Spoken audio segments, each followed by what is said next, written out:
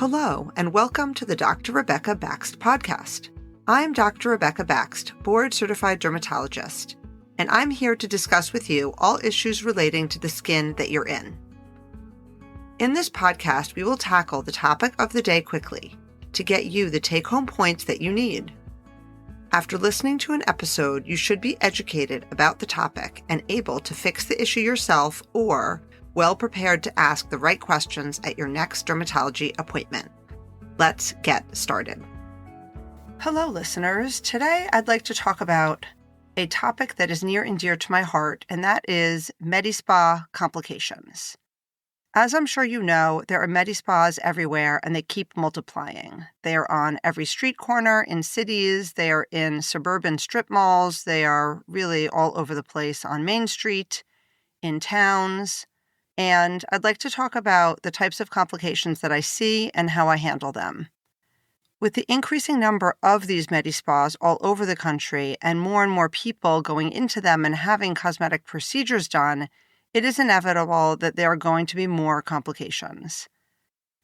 As a board-certified dermatologist, I often find myself being sought after by these patients to try to help them with the complications because they've gone back to the Medi-Spa and they either tell them there's nothing wrong and they know that there is something wrong, or they're told that there is nothing that they can do about it. So they often find dermatologists or plastic surgeons or people who are experts in injections and lasers to try to help them when they have trouble.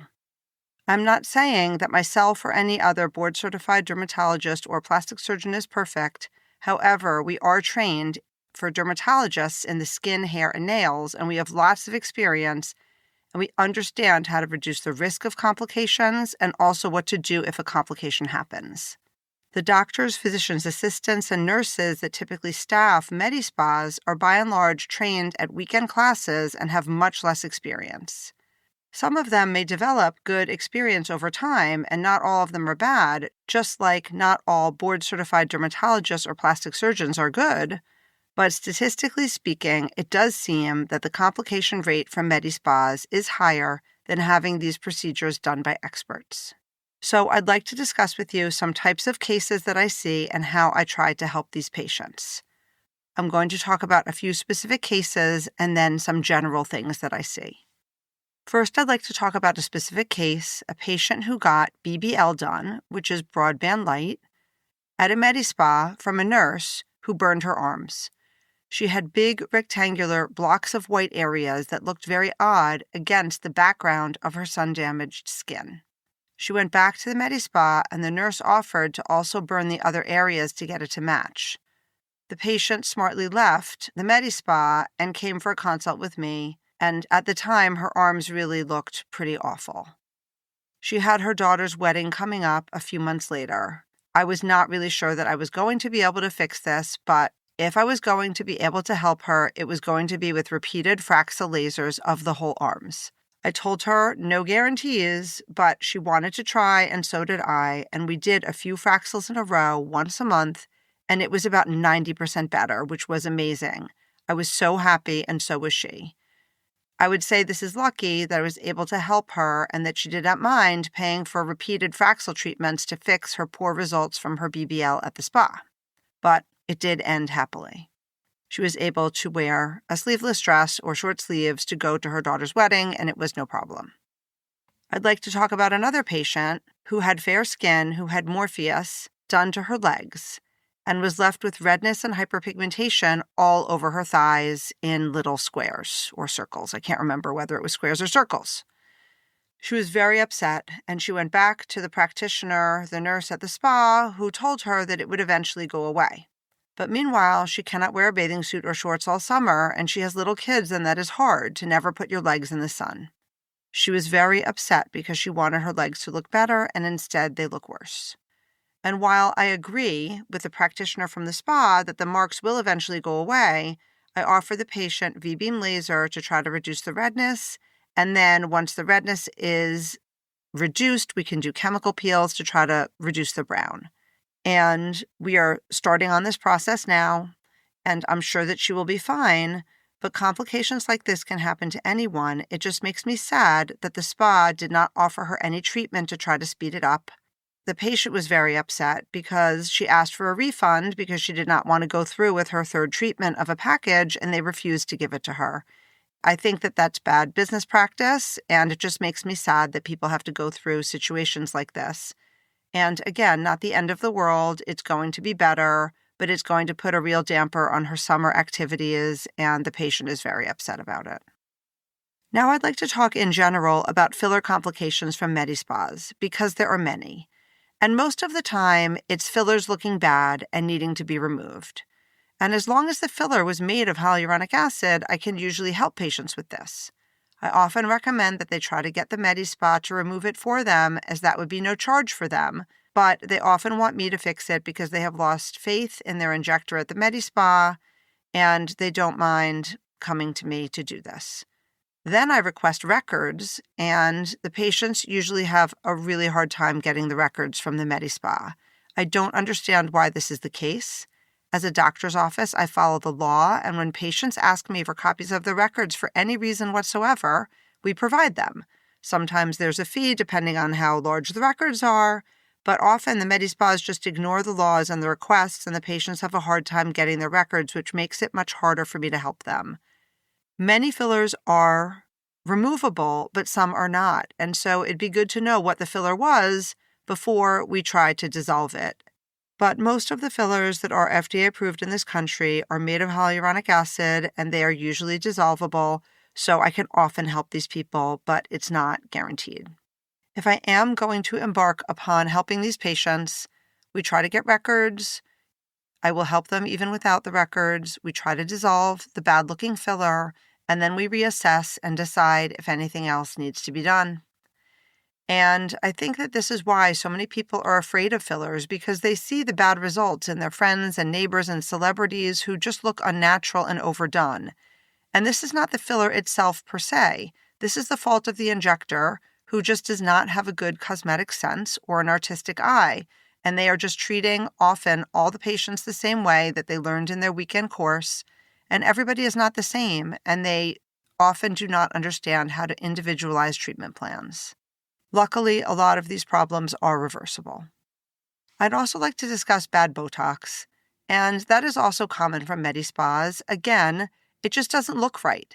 And it doesn't happen all the time, but often the injectors take a course and then do what I call cookie-cutter Botox, and they do the Botox the same on everybody. And while this is not dangerous per se, it just doesn't look good. Sometimes their eyelids are too heavy, sometimes they create spiky eyebrows. And as I explain to patients, even identical twins are often a bit different, and Botox is an art, and doing it the same way on everyone leads to poor cosmetic outcomes. So when I see somebody who's coming to me for a consult because of bad-looking Botox, I will often recommend that they just let it wear off and come back when they are due for the Botox again, and that we start from scratch. Sometimes there's something easy, an eyebrow that I can tweak. But again, I recommend that they often go back to their injector, as they should fix it for free. But often they do not want to do that, and I can help patients in these circumstances. The nice thing about Botox is that it wears off in a couple of months, and it's easier to fix than bad fillers, which can last for many years.